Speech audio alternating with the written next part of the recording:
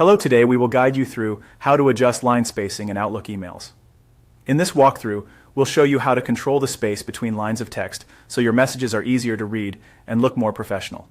Line spacing affects how compact or open your paragraphs appear, which can make a big difference in clarity, especially for longer emails. Start by opening Microsoft Outlook. Once it's up, look to the top left and open the New menu.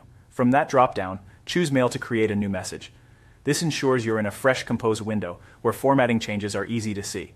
In the message body, type some sample text.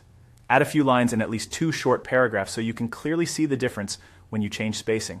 For example, write a couple of sentences, press Enter to start a new paragraph, and write a couple more. The goal is to have enough content to preview the spacing changes in real time. Next, highlight the text you want to format.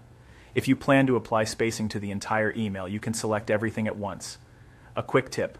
On many keyboards, pressing Ctrl+A or Command+A on a Mac selects all text in the message body. Selecting first makes sure the spacing update applies precisely where you want it. Now look toward the top of the Compose window for the formatting controls and find the option labeled Spacing.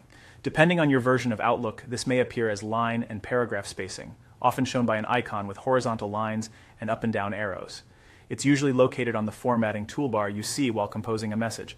If you don't spot it immediately, glance along the toolbar for text formatting options like font size and alignment. The spacing control sits near those. With your text still selected, open the spacing menu and choose the setting you prefer. Single spacing keeps lines tight and is great for brief messages. Options like 1.15 or 1.5 add a bit more breathing room and are ideal for readability. Double spacing creates the most open layout.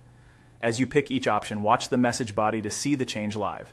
Some versions also offer spacing before or after paragraphs. If you see those, use them to fine-tune the gap between paragraphs without affecting the lines within each paragraph. That's it.